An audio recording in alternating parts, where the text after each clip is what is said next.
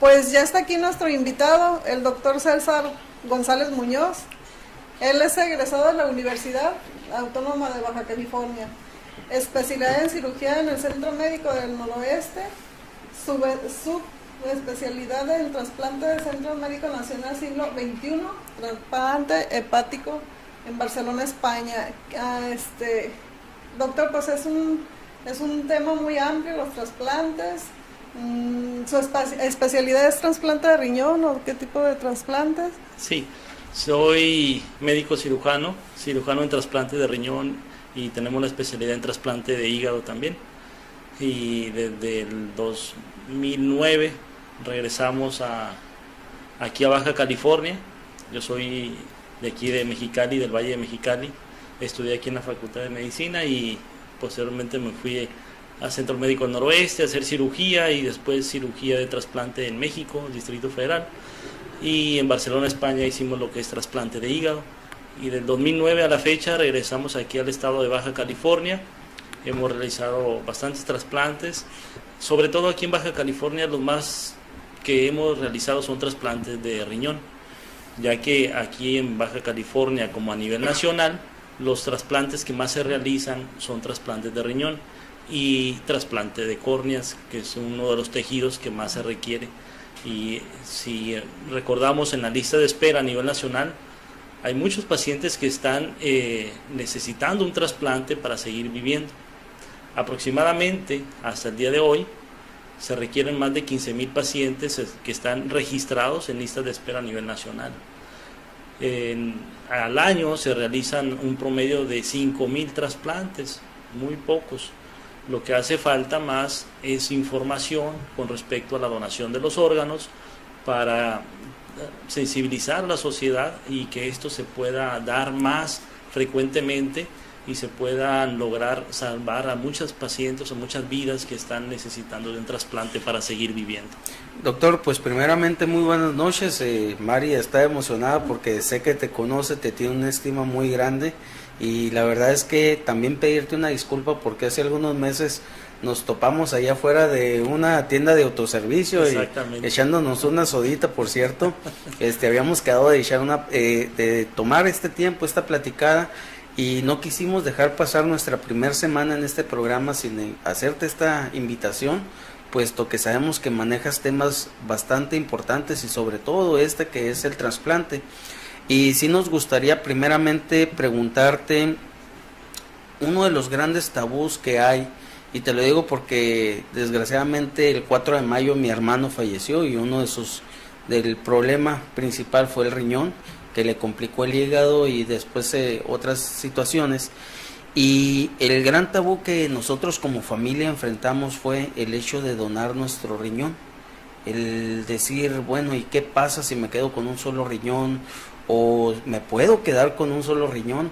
¿Qué nos pudieras comentar sobre este punto? Y la cuestión creo que también ahí hay que ver si somos compatibles o algo así, ¿no? Exactamente. Pues primero que nada lo siento mucho. Lamentamos la pérdida. Aquí con respecto a la donación en vida, para poder ser donante en vida se requiere ser mayor de edad, mayor de 18 años para tomar la voluntad de ser un donante en vida.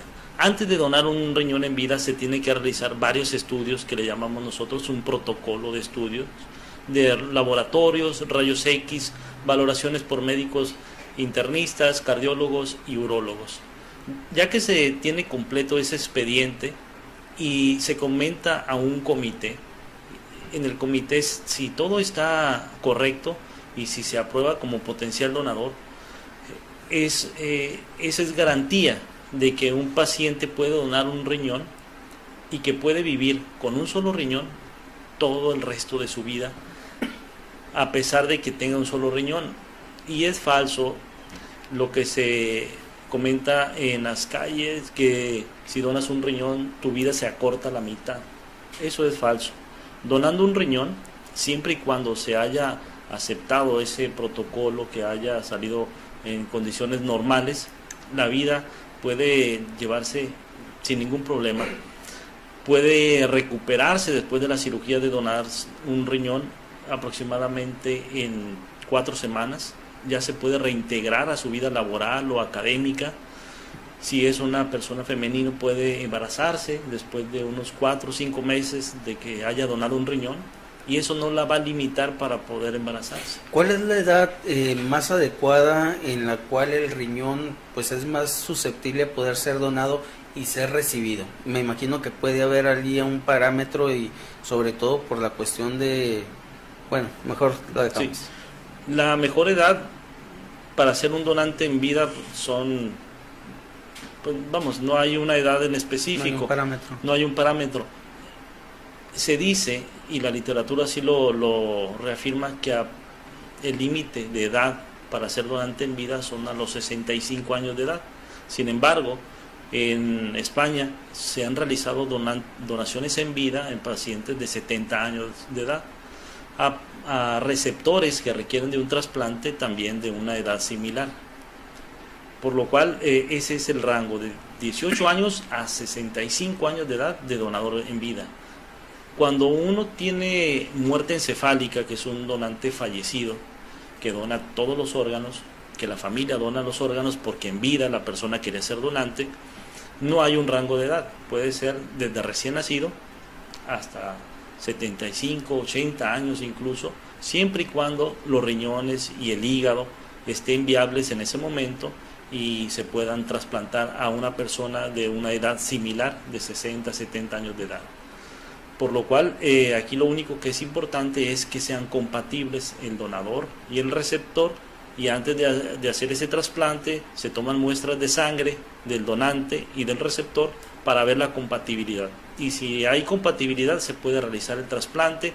Hoy en día ya se utilizan medicamentos muy de alta tecnología que nos garantizan el éxito de un trasplante. Anteriormente el trasplante era prácticamente experimental, pero hoy en día es una realidad el trasplante. Ya con estos medicamentos, con la llegada del medicamento que es ciclosporina, que esto llegó a partir de 1980, de 1980 a la fecha, el trasplante se convierte en un 85-90% de éxito del paciente que adquiere ese nuevo riñón o nuevo hígado, nuevo corazón, nuevo intestino, pulmón. Todo eso se puede donar y ya es una realidad. Aquí en Baja California el objetivo se está cumpliendo, estamos incrementando el número de trasplantes porque la necesidad existe. Existen muchos pacientes con insuficiencia renal crónica aquí en Baja California, así como a nivel nacional e incluso a nivel mundial, porque la edad se está incrementando cada día más. La pirámide poblacional se ha incrementado, ya hay más personas de 60, de 50 años de edad, que son personas que la gran mayoría son diabéticos e hipertensos, que tienen enfermedades crónico-degenerativas y que requieren de un trasplante. En esto que acaba de mencionar, bueno, ya en cierta manera enmarca que hay un sector de la población que es más propenso al daño del riñón, como son los diabéticos, pero ¿qué alimentos dañan un poco más el riñón? ¿O qué tipo de vida? ¿Cuáles son los factores que hacen más propenso a una persona que sufra de un daño de riñón y pues a futuro lo que usted ya ha comentado? Sí, recordemos que las principales causas de insuficiencia renal a nivel nacional y a nivel mundial son la diabetes, número 1, seguido de la hipertensión. Y estas enfermedades son totalmente prevenibles, se pueden evitar llegar a un daño renal crónico. Los principales alimentos que deben de evitar son alimentos ricos en grasas, en carbohidratos, azúcares, porque todo esto van a desarrollar diabetes e hipertensión. Una hipertensión y una diabetes mal controlada es casi seguro que va a desarrollar a los 10 o a los 5 años incluso de ser diabético o hipertenso, ya tienen daño renal crónico. Muchas personas no se dan cuenta que ya tienen daño renal crónico. Hace poco hicimos un estudio donde analizamos a 7 personas diabéticos e hipertensos de más de 5 años de evolución. A esos 5 pacientes los analizamos, le dimos una valoración médica y por laboratorio y se concluyó que los 7 tenían daño renal crónico en unas fases iniciales. Son 5 fases las que engloba lo que es la insuficiencia renal. La primera fase, el porcentaje de disfunción del riñón es de un 95%, está funcionando el 95%, después baja a un 75%, después a un 50%, después a un 30%, y ya cuando llega al 15% es un paciente que llega en la fase 5, que ya requiere de un tratamiento alternativo, diálisis, hemodiálisis o trasplante. Esos pacientes, la gran mayoría, se encontraban en la fase 2. Ellos no tenían síntomas, no se le hinchaban las piernas, no tenían cansancio, fatiga, uno de los síntomas más vagos que existen en la insuficiencia renal. Pero a través de la valoración médica y los laboratorios nos dimos cuenta que estos pacientes ya tenían daño. Ese es el objetivo de nosotros los médicos, de tratar de evitar que vaya evolucionando el daño hasta llegar a la insuficiencia renal crónica fase 5 y que ya estemos tratando de resolver un problema que es muy muy grande aquí en el estado y a nivel nacional. Por eso se están haciendo campañas para la detección oportuna del daño renal crónico, sobre todo informando a la sociedad de todo ese tipo de alimentos que son alimentos que le llamamos chatarra, que son ricos en grasas y en carbohidratos, porque eso están desarrollando una diabetes e hipertensión incluso a edades infantil, muy tempranas. Dicen que la diabetes infantil es mucho más peligrosa que la de mayores. Doctor, vamos a ir a comercial y nada más antes de retirarnos, una pregunta muy importante, porque ahorita está fuertemente trabajado por parte de los tatuadores, que ya no hay problema, que pueden donar órganos y que pueden donar sangre. ¿Es cierto esto? Sí, pacientes que sean donantes, que estén tatuados no es una limitante. Antes de donar un riñón, ya sea en vida o donante fallecido, se hacen laboratorios para descartar que tenga hepatitis B, hepatitis C, VIH, que son las enfermedades infectocontagiosas que se pueden presentar en este tipo de personas que se tatúan. Entonces sí existe la posibilidad, siempre y cuando esté sano. Exactamente, siempre y cuando vamos a comerciales y regresamos con otras preguntas aquí al doctor. Político. Continuamos con Contemple Político.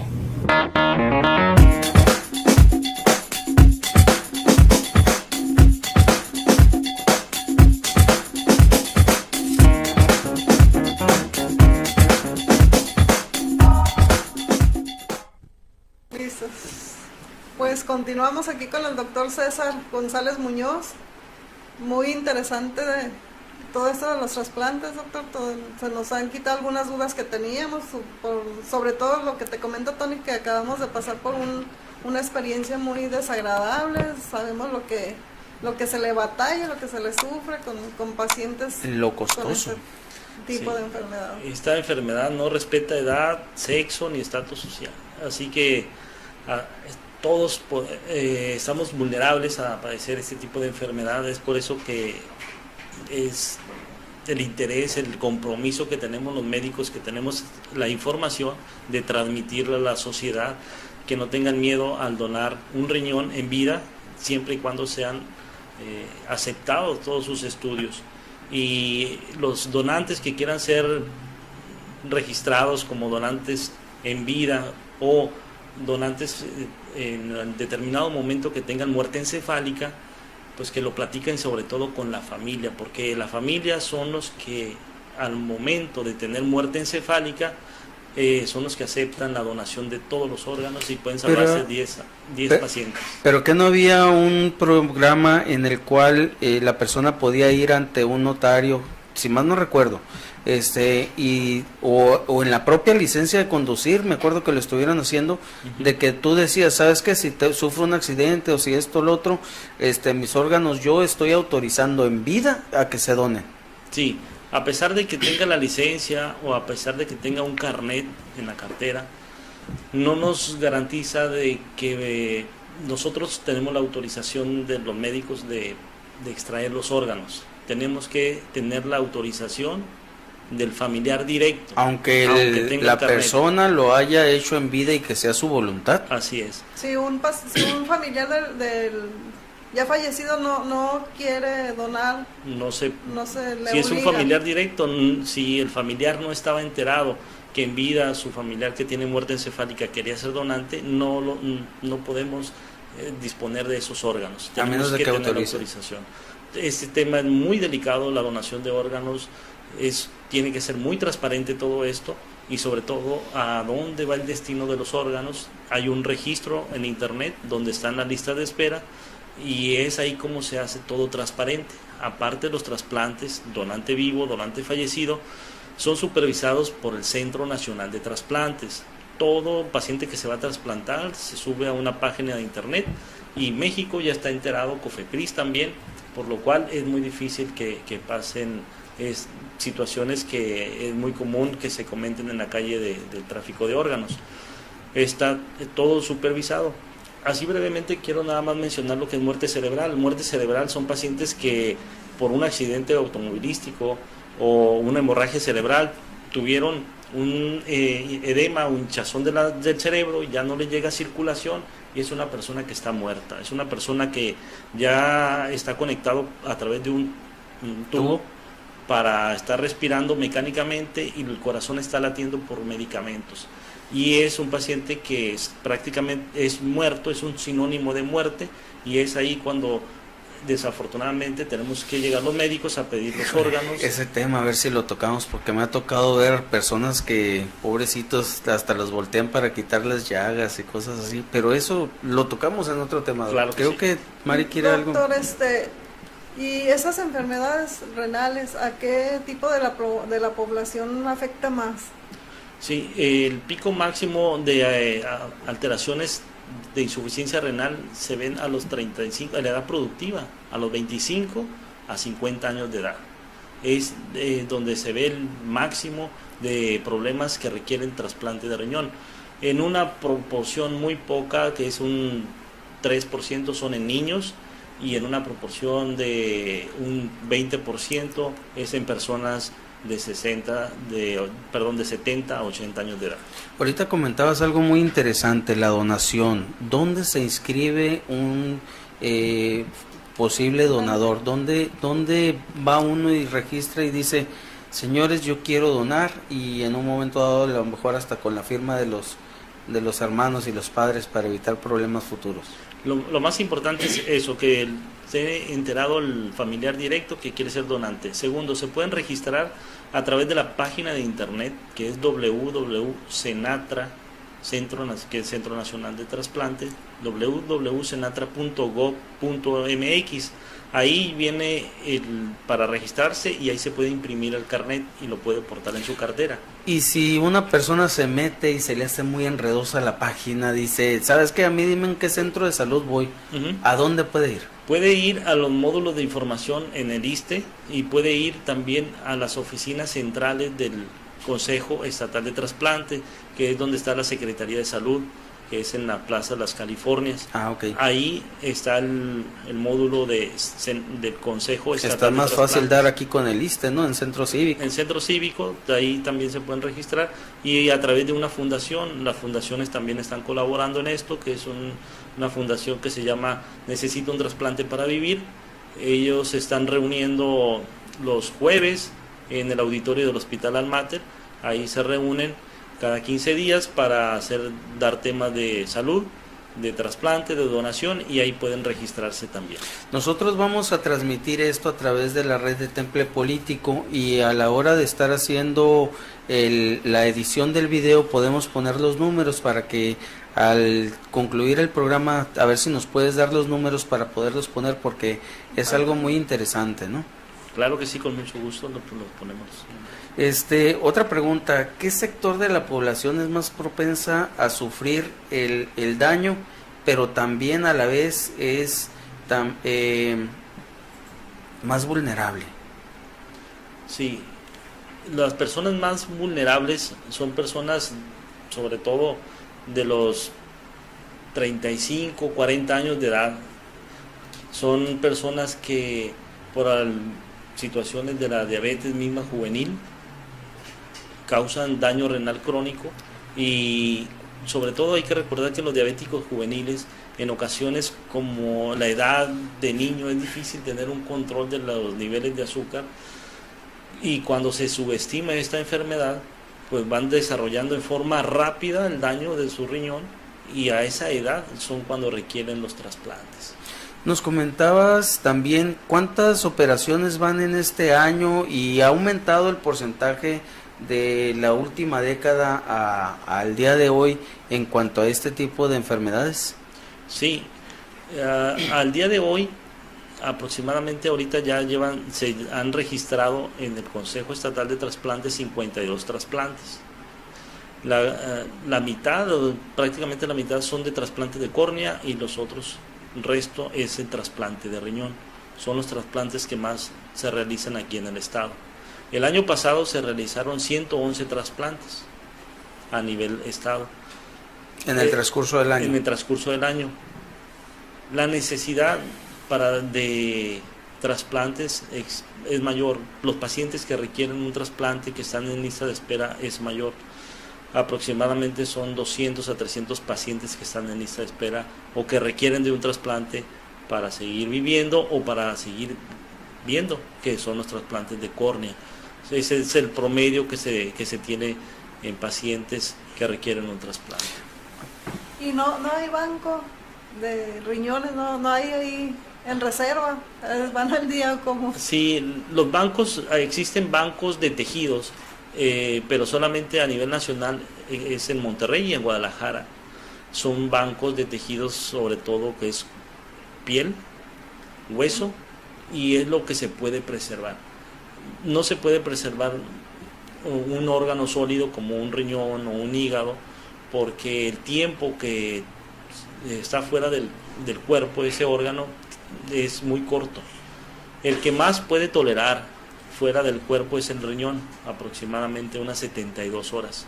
Y 72 horas. Y nada más, ya no es permitido trasplantar a un riñón, o sea, trasplantar un riñón más de 72 horas, porque no va a funcionar en el paciente que se lo va a implantar, por lo cual no está permitido.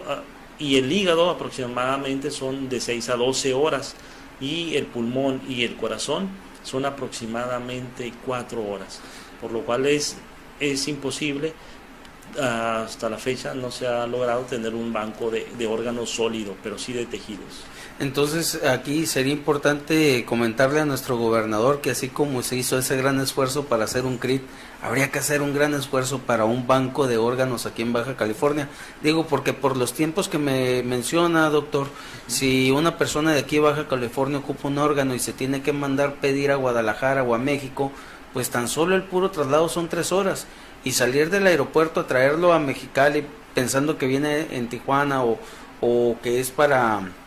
Me explico, o sea, estás perdiéndole el 75% de la posibilidad tan solo al puro órgano, porque el traslado de donde esté el órgano en la Ciudad de México al aeropuerto, o en Guadalajara al aeropuerto, más el tiempo del aeropuerto de Mexicali a la Ciudad de Mexicali, o de donde el aeropuerto de Tijuana al hospital donde se hace el traslado, pues ahí te comen las 4 horas para un hígado, por así decirlo.